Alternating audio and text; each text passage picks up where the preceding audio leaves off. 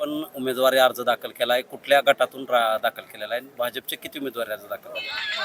आज पक्षाच्या सूचनेनुसार पांडे गटामधून उमेदवार म्हणून मला आदेश आला आणि त्यानुसार पांडे गटाचा जिल्हा परिषदासाठीचा अर्ज दाखल केलेला आहे. एकूण 6 पंचायत समिती आणि 3 जिल्हा परिषद गट याच्यामध्ये भाजपच्या कमळ या चिन्हावरती आमचे एकूण 9 सहकारी लढतात. करमाळ्यामध्ये आपण पाहतोय की तुम्ही ज्या गटामधून उभा आहे त्यामध्ये संपूर्ण सोलापूर जिल्ह्याचं म्हणलं तर लक्ष लागले. अनेक जण तिथून आपलं नशीब आजमावतात, तुम्ही देखील आजमावताय. कशा पद्धतीनं प्रतिसाद मिळेल आपल्यामध्ये? जिल्हा परिषदेची निवडणूक, पंचायत समितीची निवडणूक ही सर्वसामान्य माणसांच्या प्रश्नांना वाचा फोडणारी निवडणूक असते. माझे वडील आदरणीय स्वर्गीय लोकनेते दिगंबररावजी बागल मामा यांच्या राजकारणाची खरी सुरुवात या सेवेच्या संधीतून झाली आणि मला मनापासून आनंद आहे की कुठेतरी पुन्हा लोकांनी जर तशी संधी दिली, त्यांच्या पसंतीला उमेदवार म्हणून मी उतरले काम करण्यासाठी, तर नक्कीच त्या पावलांवरती पाऊल टाकण्यासाठी जेही काही करावं लागेल ते मी करेन. आणि निवडणुकीमध्ये जनतेचा कल सगळ्यात महत्त्वाचा असतो.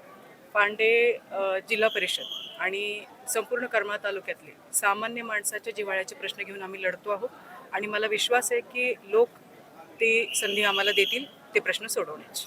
आपण पाहतोय की भारतीय जनता पार्टी आणि राष्ट्रवादी अजित पवार गटाची युती झाली होती, परंतु यामध्ये सध्या माजी आमदार संजय शिंदे जे आहेत ते यांच्याबरोबर युती झाल्यानंतर ते अद्याप इकडं दिसलेले नाहीत याच्यामध्ये प्रक्रियेमध्ये.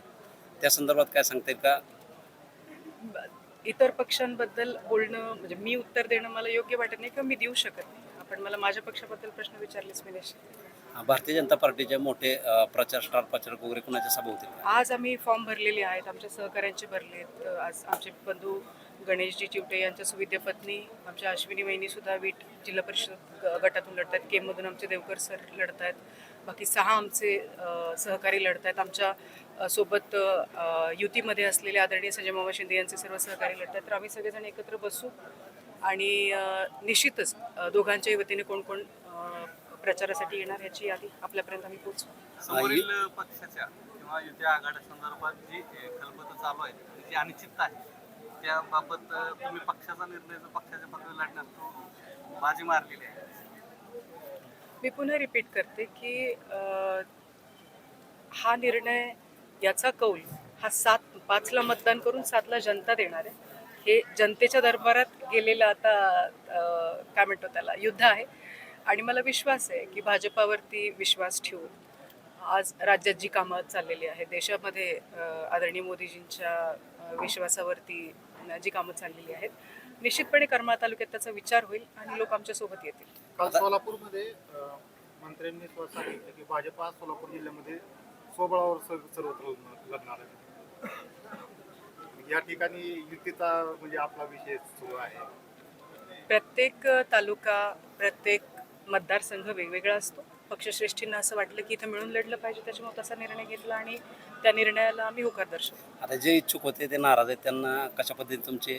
आमचा एकही सहकारी कमी नाही आहे. उमेदवारी चुकून डावलली गेली असेल तर ती यासाठी डावलली गेली असेल की पक्षाची एक पद्धत आहे, संपूर्णपणे सर्वे केला जातो, लोकांशी बोललं जातं, सगळ्या गोष्टी केल्या जातात, परंतु नाकारलं जाणं नाही आहे, हे थांबवणं आहे. आणि ज्याला ज्याला आज थांबावं लागलं, ज्या ज्या सहकार्याला आज उमेदवारी नाही मिळाली, त्या सहकार्याला निश्चितपणे येत्या काळामध्ये आणखीन वेगळ्या ठिकाणी चांगल्या पद्धतीची संधी देण्याचा आमचा मानस आहे आणि आमचा एकही सहकार्य आम्ही नाराज होऊ देणार नाही, आमच्या विचारापासून लांब जाऊ देणार. धोळ सरांच्या माध्यमातून हे भाजपाचे जिल्हा परिषद आणि पंचायत समितीच्या उमेदवारांचे संपूर्ण अर्ज उमेदवारी अर्ज भरले गेलेले आहेत.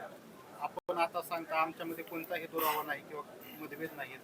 इथं परत धोळ सरांच्या वतीनं शक्ती प्रदर्शन करत इथं वेगळ्या उमेदवारांचे उमेदवारी अर्ज भरले गेलेले आहेत भाजपाच्या वतीने. एखाद्या कार्यकर्त्याने सहकार्याने स्वतःची इच्छा व्यक्त करण्यामध्ये चुकीचं काय?